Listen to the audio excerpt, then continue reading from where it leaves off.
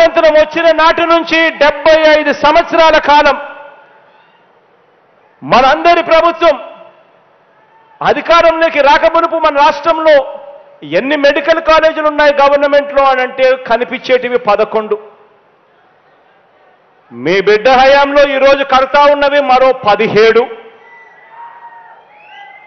స్వతంత్రం వచ్చినప్పటి నుంచి మన రాష్ట్రంలో ఉన్న పోర్టులు 4 లొకేషన్లలో 6 పోర్టులుంటే మీ బిడ్డ హయాంలో ఈరోజు కడతా ఉన్నవి మరో 4 పోర్టులు, కడతా ఉన్నవి మరో 10 ఫిషింగ్ హార్బర్లు. ఇదంతా కూడా కేవలం ఈ 4.5 సంవత్సరాల కాలంలో మాత్రమే జరిగింది అన్నది ఆలోచన చేయమని చెప్పి మిమ్మల్ని అందరినీ కూడా కోరుతా ఉన్నా. గతంలో కూడా పాలనను చూశారు. ఇంతకుముందు నేను చెప్పినట్టుగా 14 ఏళ్ళు ముఖ్యమంత్రిగా పరిపాలన చేసిన పాలన చూశారు. 3 సార్లు ముఖ్యమంత్రిగా ఆయన పాలన చూశారు. మీ బిడ్డ 4.5 సంవత్సరాల పరిపాలన మాత్రమే చూశారు.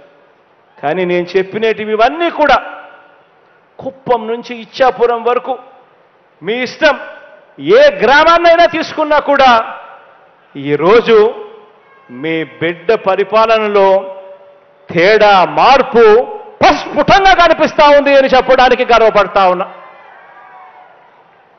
ఈరోజు దేవుడి దయతో మీ అందరి చల్లని దీవెనలతో నిజాయితీగా విద్య మీద కానీ, వైద్యం మీద కానీ, వ్యవసాయం మీద కానీ, మహిళా సాధికారత మీద కానీ, సామాజిక న్యాయం మీద కానీ, పరిపాలనా సంస్కరణల మీద కానీ ప్రతి రంగంలోనూ కూడా ఈరోజు విప్లవాత్మక అడుగులు ఈరోజు రాష్ట్రంలో పడతా ఉన్నాయి. గతంలో ఎప్పుడూ కూడా జరగని విధంగా, ఎప్పుడూ చూడని విధంగా ఈరోజు అడుగులు పడతా ఉన్నాయి. ఇవన్నీ కూడా చేయని బాబును సమర్థించే వారికి ఆలోచన చేయమని అడుగుతా ఉన్నాయి. ఇది చాలా చాలా ఇంపార్టెంట్. ఇవన్నీ కూడా చేయని బాబును సమర్థించే వారికి ఇవన్నీ చూస్తే నిజంగా ఎంత కడుపు మండుతుంది, ఎన్ని జలసిల్ మాత్రలు ఇస్తే ఆ కడుపు మంట తగ్గుతుంది ఆలోచన చేయమని అడుగుతా ఉన్నా. అందుకే వారు బాబు అనే చిన్న గీతను పెద్దది చేయలేరు కాబట్టి మనం చేసిన అభివృద్ధి, సంక్షేమం అనే పెద్ద గీతను చెరిపేందుకు ఈరోజు ప్రయత్నిస్తా ఉన్నారు. వారి లక్ష్యం ఏమిటి అని అంటే బాబు చేయని అభివృద్ధిని ప్రజలకు గుర్తు ఉండకూడదు.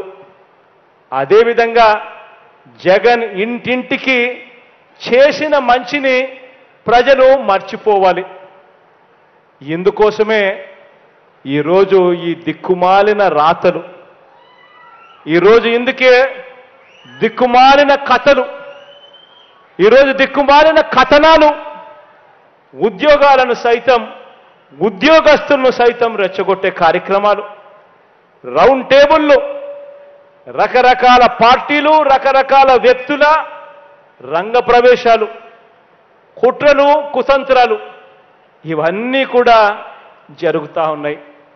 ఈరోజు తోడేళ్ళందరూ కూడా ఏకమై ఒక్క మీ జగన్ మీద, మీ బిడ్డ మీద ఇంతమంది ఏకమై ఈరోజు యుద్ధం చేస్తా ఉన్నారు.